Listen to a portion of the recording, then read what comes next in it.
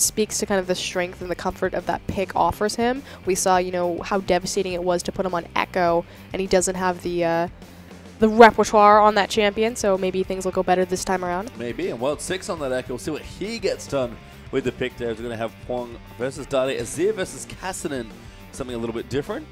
And Schwan going to go a bit more aggressive here into the Sivir on SMLZ. Not the best matchup in the early levels, but level 6, it is all good times. And Mata on Thresh might be all the carry pressure they need against Rule's Janna, who's finally playing a real support. I feel like every time Mata gets Thresh, we have first blood at like 2 minutes, and then he just immediately starts ganking around the map with Mobies and just murders people. Well, could be fun. See what happens. Can Mata murder people with the Mobies? We're going to find out soon. Let's get onto the Rift for game number 2.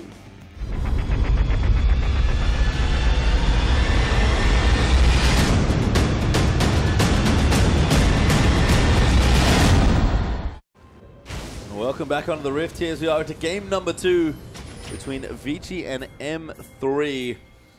Week 9, day number 3 for us going as both teams looking for some points here, but M3 feel like they're a little recent, not even streak, but the little stroke of luck that nice 2-0 that got them towards the top 4. Ran out. Starting to fall, further and further behind. And Vici are a team that are racking up more and more wins, and that is great news for Vici.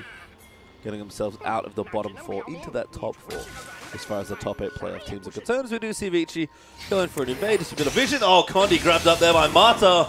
Condi forced a flash, and the first blood eluded this time, but almost got in under a minute to make Frostgone look like a genius. Oh man, it's like I just watch a lot of Vici gaming. No, okay, Vici. Hang on, you do watch a lot of Vici gaming. Yeah, I do watch a lot of Vici gaming.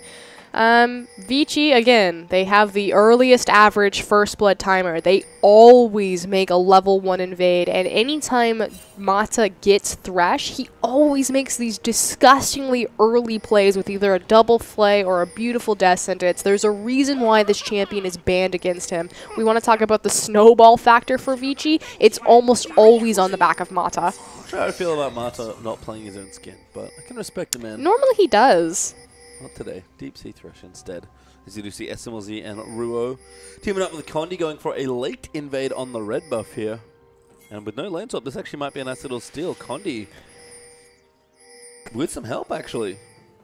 Going to be stealing away this buff. Yep.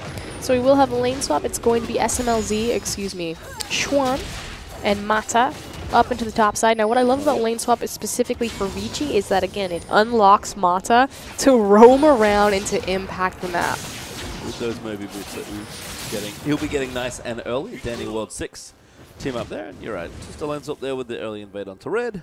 Is the M3 no Vici? You want to come here? Mata peeking in to figure out where Looper is.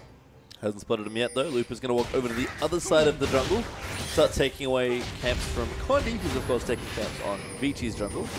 A lot of early, elegant map movement here, but all kind of makes sense here. The general landscape. So this used to be, when Cassinan was really big kind of last year, in Korea specifically, anytime you saw a Cassinan, it would be an answer by an Alistar pickup, just because Alistar has great gank potential level 3. And the idea is that you gank Cassinan before he's level 6 and put him down. So I'm actually really curious if that's going to be what Vici's tactic is, especially because Mata's unlocked and able to roam around. If we'll maybe see Pong bounce this wave, center it again, and see a 3-man dive on Dade. Cool. Bounce will happen, sorry, as the wave hits the turret. Dade going to clear out CS relatively easily. Cassinan actually pretty good last hitting under turret. But again, Dade back on a hyperscaling mid laner. Cassinan this game as well last game.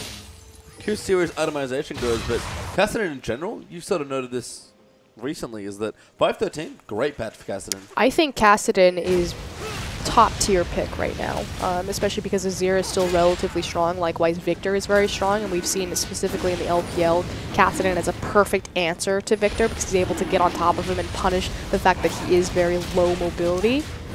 And again, like you said, 5.13, it gave you straight buffs to Roa, more cost-efficient item, and Cassinan loves that item. If anyone's going to do the super crazy mana build, it is going to be Dade. We could be in for the tier Roa action here, which again, both items got relative buffs, but early Dragon for M3 instead. Going to pick it up there in the lane, so M3 playing the swap very nicely out. Look at how proactive they're being now that Condi's on the jungler that he knows how to play. Yeah. It's almost like comfort wins. Yeah, I mean, that's true of Anthony in general, I feel like. That's certainly something that Dade has always embodied as a player, although recently that's changed a little bit, even though he has stuck to, I'm going to say, like, a relatively strict champion pool. He's actually mixed it up a bit as far as traditional beats go. No, I think that's actually a fair assessment of Dade. See how he's going to perform on this Kassadin. He doesn't have the best Kassadin stats, actually, since his time in China. In fact, a lot of Dade's stats, unfortunately, got really punished from his transfer over. But that said, I mean, playing vastly different number of games from Korea to China. Important to note as well that smites for both top laners means that we have a lot of jungle following happening. And these AD carries have been abandoned by their relative supports. Everyone's roaming around trying to get some sort of foothold. And the AD carries being left to farm by themselves.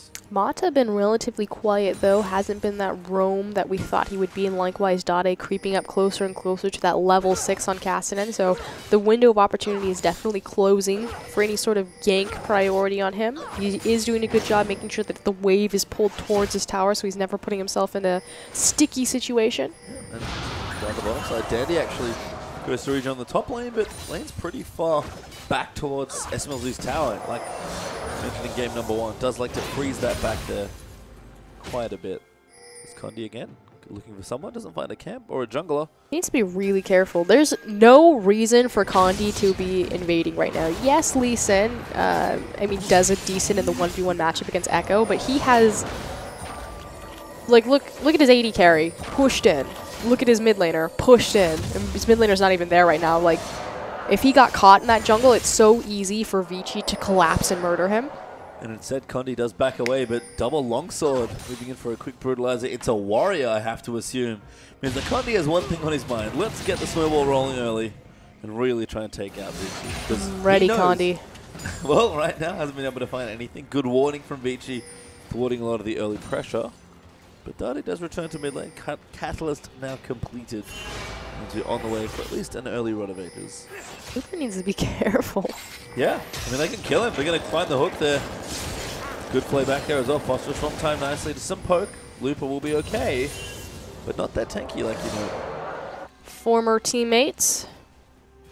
Yes. Looper and Mata. They're not teleporting to my lane when I called for it. Mata now going to clear out a pink ward as well. And again, slow and steady here. 7 minutes in. No first blood just yet, but M3 should have a bit of a gold lead, interestingly enough. It averages around 4 minutes, by the way, if anyone was curious. So, Beach and first blood time? Yeah. SMLZ starting to pressure now. I feel like M3 want to open up the map. Get that Lee Sin deep into the jungle and try and find some picks. SMLZ starting to put the pressure on. And Dandy forced back on level 4. Both top laners actually very starved in these two different 2v1s. SMLZ, Condi, and Ruo doing a good job getting a lot of pressure down on this tower, but more importantly, like you said, starving out the top laners. Dandy finally getting back over onto his tower so he can start picking up this CS and more importantly, the experience. Yep, Condi tries to steal red, does do so successfully. Mata not there in time to intercept that, but he is going to babysit down in the bottom lane. Actually, Schwan coming down as well. So we're going to have a swap back here. Vici, understandably, wants to make sure they're back in position. The dragon, even though it's back up in, I think, 2 minutes. Yeah, actually, I think this tells me that Vici don't realize, I mean, they will have realized at some point that the dragon was taken, because obviously they can click the enemy team and see that they have the initial dragon buff. Cool, Mata caught out there. Dade's down here as well. Ignite is through. That might be first blood. It does go to Condi. SMLZ even pops his ulti as Dade with a roam. Gonna get his team first blood. I've never seen Dade leave the mid lane this early. Fantastic on the roam there. Doesn't pick up the first blood himself, but does get the assist. And that's what you want from your Kassadin. And Pwong almost doing enough damage to take out the mid turret, but Dade will get blue buff and go back to his lane. Should be able to push his ear off that turret. Make sure that stays relatively healthy. That was relatively still a very curious swap back from the dual lane from Vici. Did he just die to Yep, he did just die to the Grump.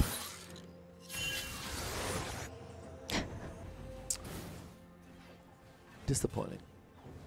So Mata and anyway, Mata and Schwen swapping back bottom. Mata face checks. It's weird because you would expect that they would still have control of that area because the numbers advantage was still there. So frankly, I think that was just misplayed. Well, Mata gets first blood instead of getting first blood. Oh, how the tides have turned. Down. We do see early items coming out for the AD carries. BF sword for Sivir, Fade there for Corki. Everything proceeding as normal here in this game. Talk about early itemization. Mata's sitting on a ruby crystal. That's it. That's all he's got. I like it. Sightstone movies probably coming in. I think you were the one to point out that Mako kind of took after Mata in that way. Mako is Mata reincarnated. That is quite a theory. Yep, I'm working on it. I've got a fan fiction going for it. Is it? Well, you might have some time to write. Decent chance this game will go long. The working title. Given the last thing is Danny going to get ganked. Condi really opening things up as Looper gets the kill. Okay, so Condi had a window of opportunity to gank towards the top lane. That said, Dragon is now up and available. We'll see if they can reset themselves to contest for that, or if Vici are going to collapse, especially because they have so much control. World 6 here. Dade gets knocked back. Condi here, maybe just in time. World 6 has to be careful. Might actually be the one getting killed. Q's away there to Pong. Does get away. Maybe not enough damage. Really smart play from Conde to save Dade. And I was just going to say, because Vici have so much control over this mid lane since Pong has just been pushing Dade in and chipping away at the tower, this surely will mean the Dragon, but both teams need to reset their health bars. Oh, Ruo actually getting a tornado there onto Schwam, but Mata coming down as well. SMLZ has to be careful in the trades. Already used the spell shield there as well, and Corki, this is where this lane starts to shine against Sivir. Yep, once Corki is level 6, he's able to really proc and abuse her spell shield with his rockets and his phosphorus bomb, so she can no longer eat a majority of his damage. See them going back, actually might be ceding control of the Dragon, but Schwan will stay. Gonna stagger the backs. Makes sense. Sun turret goes down in mid lane. Dandy and Looper, continue farming up in the top lane for themselves. And Morello Nomicon completed for Wong, but Dade with a Rod of Ages. So early mid lane itemization coming out as well as Vici. Really early. In a rare misstep. Going to miss this Dragon. Typically, roll will come out around 15 minutes, so grabbing this one at 11 minutes. Great timing window for Dade. And like you said, a rare misstep from Vici means that Masters 3 complete night and day 180 performance from first game to second game, and again on the back of Condi. Yep, I was just about to say the one variable really does seem to be Condi here. And Lee Sin, again, not the most popular champion in this metagame, but definitely come a pick for Condi. He makes it work, and it's just the attitude almost. His team feels so much more confident to play up in the lanes, to be aggressive, because they know Condi's actually going to be there to save them. No, I completely agree. It's weird. It is. But that's M3 in a nutshell. 1,000 gold up though. Oh, never mind. Oh, just about. 900. We'll make it 1,000 there for M3. Give them the benefit of the doubt as Condi's... They're about to take a tower. You'll have it. Stalking someone. No, he's just providing vision to make sure that Ruo and SMLZ can push forward safely without warning of a flank. And likewise, again, because his bot lane has so much more control. So I criticized Condi on his earlier invades just because his bot lane didn't have control, neither did his mid lane. But since Dade now has the Rod of Ages, and his bot lane was so far forward, it opens up Condi to be that far forward. And now steal the web buff. Although this is dangerous. This is dangerous. Because his bot lane is back. So Condi, I take away the compliment. That's still really sketch. Nice steal. Does get it though instead. World 6. Oh, he sees where World 6 is on the board, that's why. Dade was also there as well. Probably going to beat Pwong to the punch there as Dade does do what I thought he was going to do. Tear of the Goddess after Rod of Ages. Hyper mana build. Yep, this is Dade all over. And that's the interesting thing. We've seen Kassadin quite a bit recently, actually. I think Kassadin's really strong on 5.13. I wish more teams would pick him up, but hold on. Condi standing on a ward. Oh, good news. Gets halted back there by Pwong. Has to queue over. Just like, I don't have anywhere to go. Can't go over that wall. Kicks him away. Will still die. World 6 cleans him up. He should have just walked back to Dade and walked through the tower. I think he was trying to time the Emperor's Divide to queue just as it was going down, but probably about a second, 2 seconds off. Don't know how many times it's come up in your games either. That's a tricky one to catch. But back to Kassadin. Oh, yeah. We've sort of seen people go away from the Athene's build, which has been interesting. I never really... I mean... You didn't like that build? The mana regen is special. Fine, but I just think that... I don't know. See, that build was all I'll have to do the math that on build it was all before I about getting comment. resets, remember? Yeah, yeah. But now, it feels like Castellans are just doing that anyway by making sure they weave in auto attacks with their W when it's active. And that's what we saw from Doinby when we last saw him play it.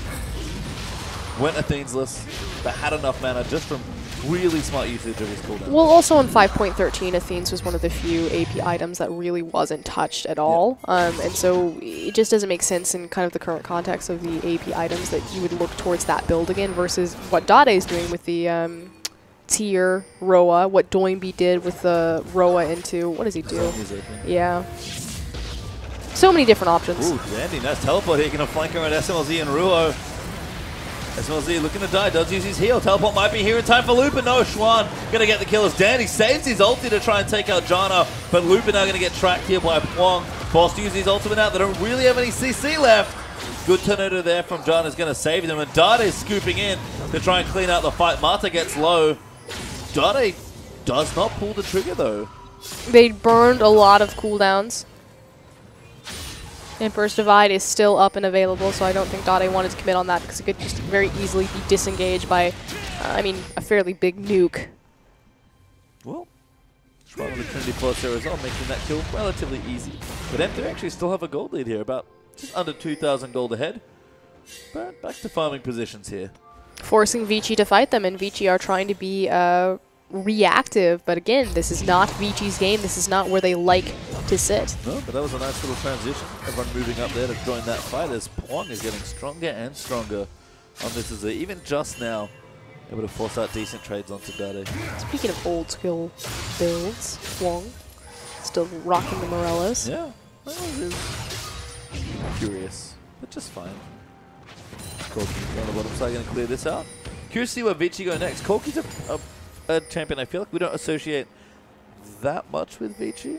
Because it's just, again, it's all about those like early game rotation styles where you push down towers. And Vici are good at pushing down objectives, but I feel like they do it a little slower than, say, the likes of EDG, who really sort of brought the Corki strategy to the forefront in 2015. No, I completely agree. Obviously, you do have good synergy between Corki and Azir Siege on turrets just because of your poke.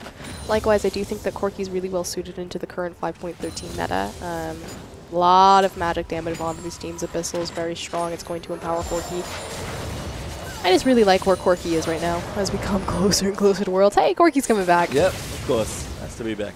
Graves is making some appearances, so Eddie Carey's gone full circle there. Blooper getting stronger. Actually, 2 levels up on Dandy's quite impressive here. I feel like this will also bring back Lucian. I feel like Lucian right now is being used as a bit of a niche pick, but anytime Corki's strong, it brings back Lucian because Lucian has a fairly decent matchup against Corki. Yeah.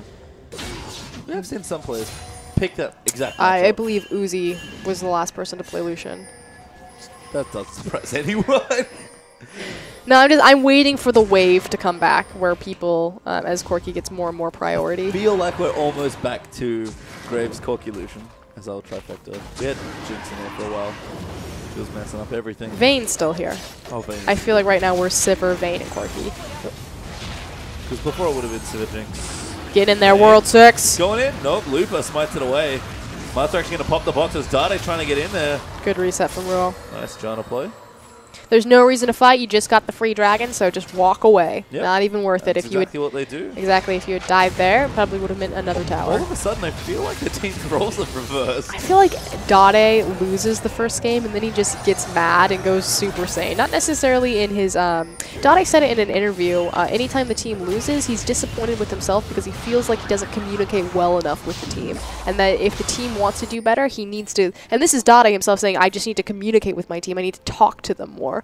So I feel like first game, they lose, and Dade's like, oh, time to take things into my own hands. And look, M3 are 3 dragons up to 0. Looper is having a field day in his top lane matchup ahead of Dandy. And Dade's farming away on Casa and stacking that tier. Still ahead on Dandy in levels, actually going to the top lane to split push. And again, it feels like Vici, the one trying to force fights, and M3 are running away, taking dragons. What? What? Well, see you, mate. Dandy gets wrecked. Sure. I don't even know how that happened. We'll get a replay. I can't think conceptually how that happened in my He head. has Onslaught of Shadows, too. That's the best part, is he had the skill to run away. Dade's Ignite. Apparently too much there in the top lane. And M3 all of a sudden, again, putting pressure. All the battle stats the tier gives you.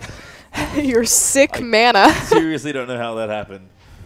But that's good news for M3 all of a sudden. It's just, it has to be. There's no other way to look at that and say Onslaught of Shadows is up. You just lost to a tier Roa Ignite Kassadin. That's a misplay. There's no other way to go about that. Well, Ignite pretty strong apparently. Not able to get himself a solo kill. Let's watch this one. He just gets owned. Kassadin does so much damage. He just died before he realized what happened. I mean, that's Kassadin. Like, we've seen this. His damage always been strong. I think Kassadin's like... I'm not disagreeing with you. Well, on that, yes. But I think Kassadin's strong also. Who knows? Maybe we'll start to see more of him. Dobby's been playing him a bit. We're starting to see a ton of Kassadin. He was already kind of a niche... Ooh. Nice spell shot. That was my death sentence sound effect. Oh, that was great. Yep. Get your Frosty announce pack soon. Someone on the internet. Super Saiyan.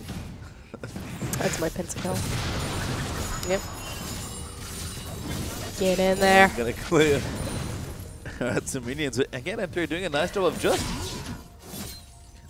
in a weird way, like playing Vici's game. They're playing Vici's game. It's like, it goes back to Condi, though. Yes. Condi was proactive. The dragon control, the vision control. He did go warrior enchantment, but he does have the sight stone available to them. Dade is even roaming more. Again, that's something that I don't think I ever see is Dade roaming out of his lane before 30 minutes. The fact that he got involved early bottom in the initial first blood, that he just killed Dandy randomly top lane. Here he goes. Look at him. Condi and Dade, the true carries of Master3. Oh, get in there. Be careful, Dade going in. Forcing the flash actually from Mata after the Lantern. But it's just more pressure here for M3. And Condi has a Phage in his inventory. I like where this is going. I don't. Really? You don't like the Black Cleaver potential? The Black Cleaver Lee Sin. Condi knows, man. He's got to make it work, all right? Team's down a game. You know what, Masters3? You do you. They always do that. Don't worry about it. This game is certainly an indication of that. Home guard boots for Dade. They're joining with the CDR boots. Again, been sort of a popular build on Kassadin when we've seen them recently. Home boots, I feel like, are just people finally realizing how good those boots are. CDR is a very expensive stat, and those boots are very cost efficient. It's good times. Especially with your runes, you get it very early. And again, it really rose up if you think about the Cinderhulk meta when Faker traded out his AP per level or flat AP glyphs for CDR. Yep. Simply because you need to go through, and that was kind of the rise of Morello's as well. When Cinderhulk was popular, you needed to go through more rotations of your spells to chip away because you weren't able to nuke people down anymore. So that's... Look at this. This is cute. Danny's like, do not want to face Dade. Get him away from me. Dade's pushing down in the bottom lane now. 2 OG titles on 2 different teams. What do you have, Dandy? A world championship? You think I care? No, Dandy does not care right now. In a nice PowerPoint. Just honestly challenging anyone to come to the mid lane and fight him. SMLZ's busy tying up Azir in the mid lane. He'll be just fine. Actually needs the farm. It's a smart spot for him to be in. And again, M3 running Vici around the map. They're 3 dragons up to 0. I just want to continue to watch Dade just chase Dandy around. I want him to find Mata next. There we go. No, Dade's actually moving back mid, looking to maybe gain. I'm telling you, I want him to go after Mata now. Oh, going after the Azir. Oh, Looper actually in trouble. I say that as a question because he's fairly tanky as Shyvana. Able to burn out and speed himself away, and all of a sudden, Azir out of position, can't defend this seed. Really smart movement from M3. They're just pulling them around if you think that Vici are on a, like a small dog on a leash. Yep.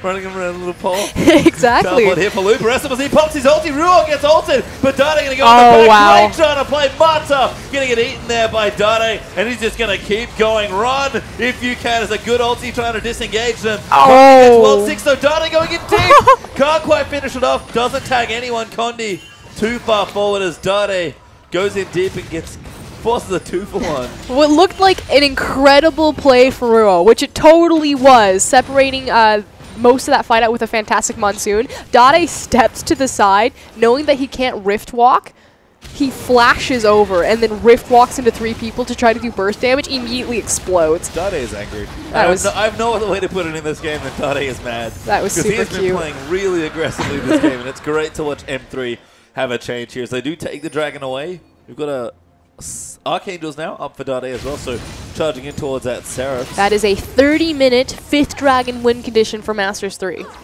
And they're playing Vici Gaming. They are playing Vici Gaming. Who are the 30-minute 5-dragon team. But this is the thing. All you have to do against Vici is you just have to fight them. Like, yes, it is a very low-kill game, but Masters3 have been all over the map trying to fight Vici. And Vici have just kind of been scrambling away from them. I feel like Vici is the ones that are trying to fight M3. But, like, I guess like, if you get scared and then, like, oh, we're behind in dragons now, then you have to force yourself to fight them. But you're right, that is not Vici's comfort zone.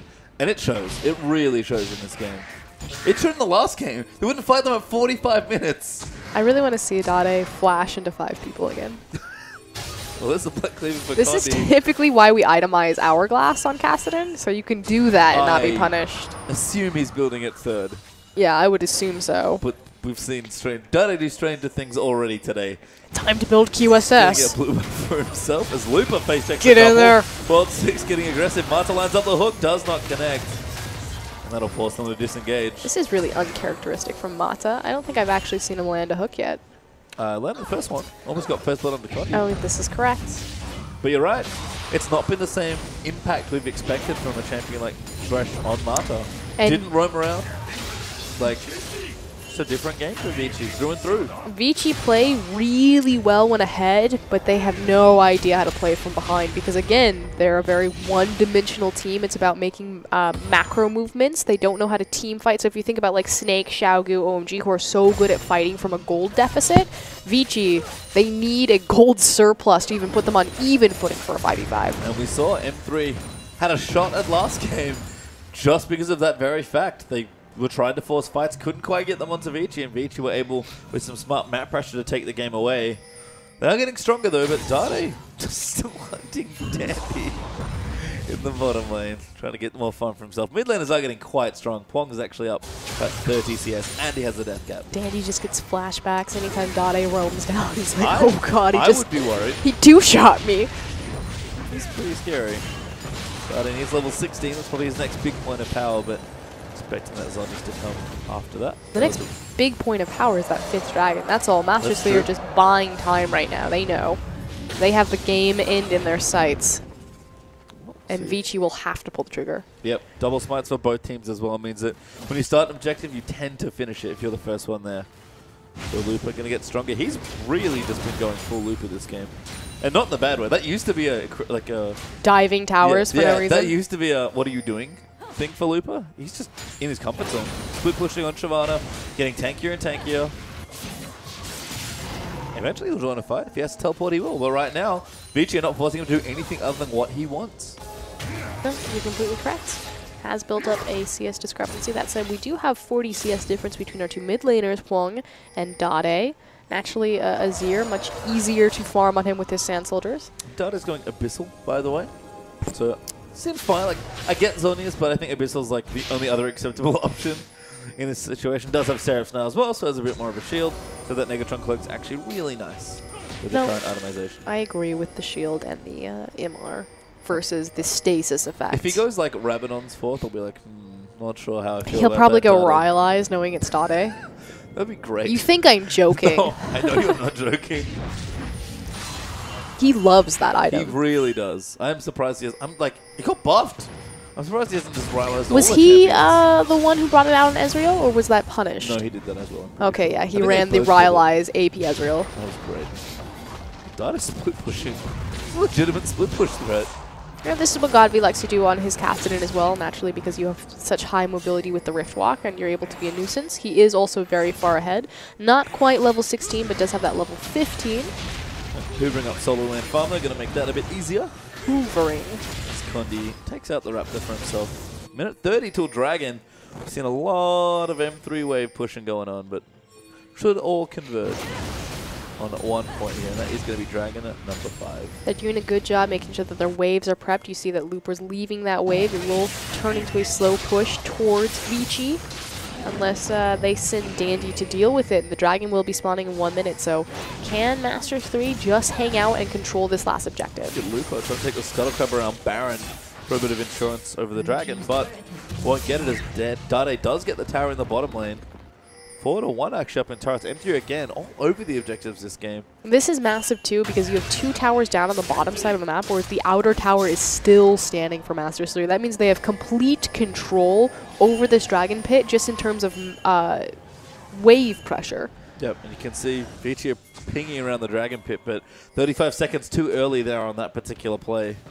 M3 have plenty of time to get back into the area.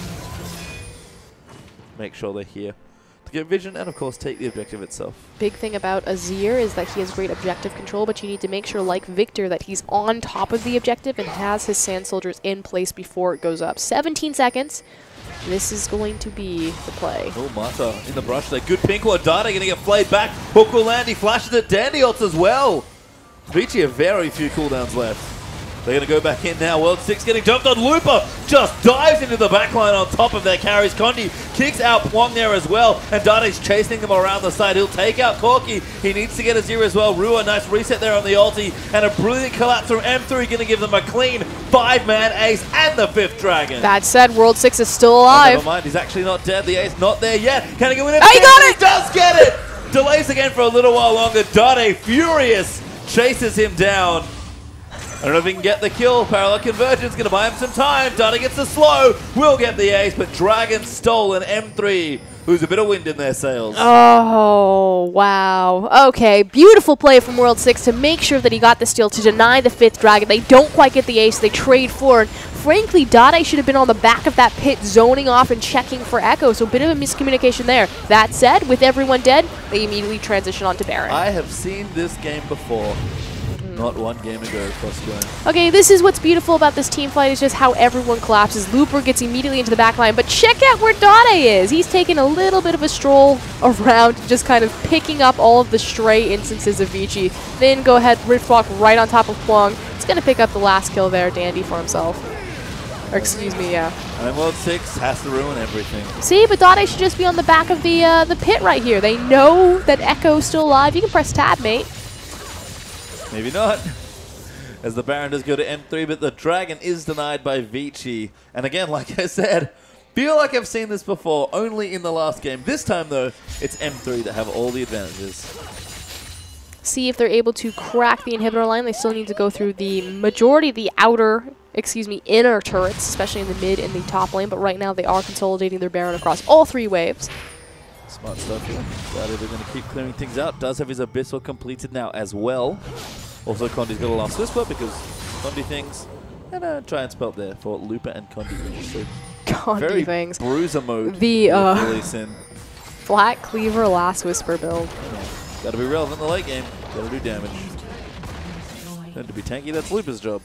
The only person he's empowering with that Black Cleaver, other than himself, is SMLZ. And let's be real, it's just himself. SMLZ is enough. Thought. I just feel like you could go last whisper and then, tanky. Yeah, maybe. You know, be worthwhile. I just want to remind you that we are casting an M2 again. Likewise, joke's on me. Condi's winning. Yeah, Condi is winning. 2-1-5 there on the Lee Sin. Like you said, that comfort pick making a world of difference. Night and day. Likewise, I mean, we talk about Looper and Dade all the time just because they are the, not the world champions in Dade's case, but the world champion in Looper's case. But the true carries of Master3 have been Condi and then whoever decides to step up. SMLZ, normally Dade, Looper occasionally. And this game certainly, Condi, Lupa, and Dade all stepping in together. But it can't just be one. It has to be both of them. Condi and someone else. Yeah, and it's preferably 3. There we go. Massive kick takes out Schwan. Dade going to dive into the backlines as Lupa just descends in onto the turrets. SMLZ takes out Azir. M3 win a huge fight off the back of Lee Sin. Now looking to chase down the last kill. Dade wants revenge for the Dragon Seal. He pops back in with Chrono Break. Will live, but I don't know if his base will as Condi tags him, but will not follow. Condi has done that so many times in so many Masters 3 games. Just comes up huge, finds these crazy late game insect plays. You know, full hero mode. Last Whisper, Black Cleaver, Warrior Enchantment. We're not even late game here. M3 going to close out the game in under 35 minutes. A very different game too. Splits the series between M3 and Vici. Entirely on the back of